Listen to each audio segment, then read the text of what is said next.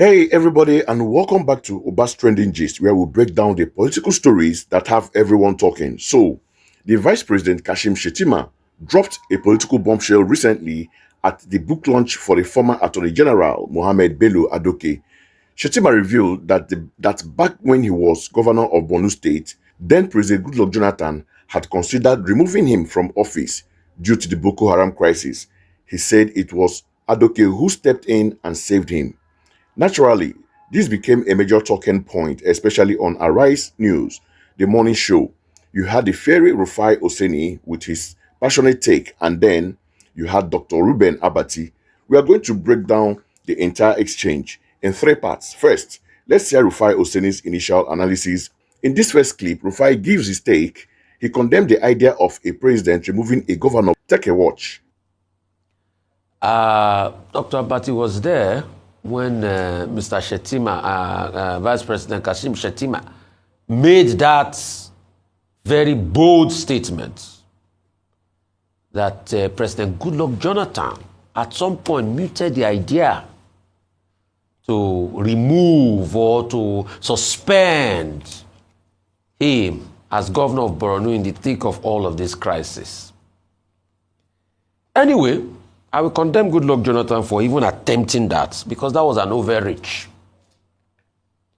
You should never think of a president doing that.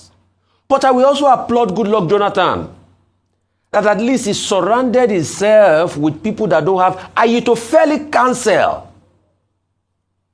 Not like some leaders that surround themselves with ayitophelic counsel. And I want to pay tribute to Mr. Doke, stellar man.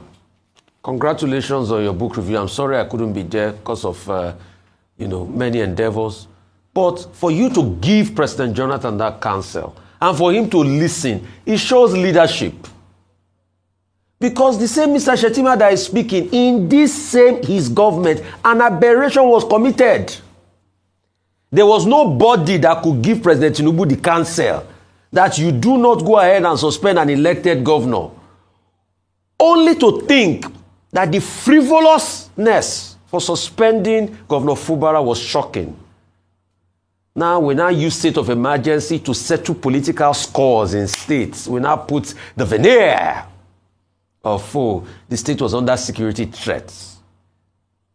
So the question is, my Egbon, where were you to stand tall? And I'm talking about the Attorney General, which is my very dear Egbon. Where were you to stand tall to President Tinubu to tell him they don't do what he has done? Because from the Jamatis personnel, we've seen how all of them are falling out. We've even seen how some people brag that we wanted to impeach him. Is the president that saved him? So by the inference of that statement, what it just means is that it was not because of any security concerns. Because Wike himself said it. I want to impeach him. President Tinubu saved him with state of emergency. So state of emergency is now what they use to settle political scores and save people from being impeached. What an aberration in our nation. All right, a very passionate take from Rufai. And he makes some strong points about the rule of law. But this is where the gist gets really interesting. Dr. Reuben Abati, who remembered was physically present during that era, steps in. His first move is to completely reframe the entire conversation by providing one thing that was missing from Rufai's analysis, which is context. He separated the Borno crisis from the Rivers crisis. Listen to this. Okay, I was there in 2014, including all the meetings relating to the subject that was raised. I was also there yesterday. Let me put this in context by saying that, one, the circumstances are totally different. In 2014, what we were dealing with ahead of the 2015 general elections was insecurity, widespread insecurity in the Northeast. And Senator Kashim Shettima was governor of Borno State at that time. And then there was this incident of the 276 Chibok girls who were abducted. That became an international issue. And, people giving it all kinds of phraseology. Christian students have been abducted. Borno State was no longer safe for Christians. It was in that context that the government was trying to find solutions. I was there in 2014, including all the meetings relating to the subject that was raised. I was also there yesterday. Let me put this in context by saying that one, the circumstances are totally different. In 2014, what we were dealing with ahead of 2015 general election was insecurity, widespread insecurity in the Northeast. Did you catch that? He immediately drives a wedge between the two issues. He's saying, hold on, 2014 Borno was about literal war, widespread insecurity, and the Chibok girl's abduction. It wasn't a political squabble between godfather and a godson. But he didn't stop there. In this final clip, Dr. Abati breaks down the legal and factual inaccuracies in the popular narrative, including the very words used by Shettima. This is the part where the facts are laid bare and the schooling is complete. Take a watch. President Jonathan did not on his own take a decision. President Jonathan has this habit of always consulting his legal advisor, the chief law officer of the Federation. At that time, it was Mohammed Bello Adoke. And in the book that Mohammed Bello Adoke SCN has just published, at page 69, he singled out for President Jonathan for praise as a super respecter of the law. And we used to joke in those days, every little thing, my attorney general, what does the law say? And Adoke will say, well, I'm a constitutional purist. I will only tell you what the Constitution says. We also had in cabinet then Kabiru Turaki SAN that Vice President Shettima referred to, who, as he quoted, said, oh, he supported his senior colleague and brother SAN. And then, of course, you know, Honorable Aminu Tambuwa was Speaker of the House of Reps at the time. He was also a lawyer. So it was not as if any decision had been taken. At the end of the day, the emergency that was declared in Borno State was just in a number of local governments where, you know, Boko Haram said they had hoisted their flag and they were going to run a government. But nobody removed the governor of Borno State at that time. You may say, well, President Jonathan, you know, as Adoke has pointed out on page 69 of his book, is a super respecter of the law. Now, two, yesterday, Vice President Shettima did not use the word suspension. He used the word removal. There's a difference between suspension and removal.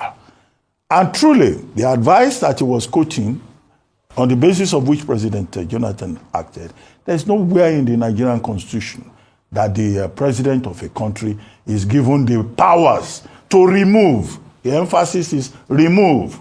There's a difference between remove and suspend. And so that was the point basically that he was making, which was, you know, I found it very mischievous and, you know, unfortunate that some commentators on that statement by the vice president have been saying, oh, this shows that he's criticizing his boss, President Bola Ahmed Tinubu. No, he did not criticize President Tinubu.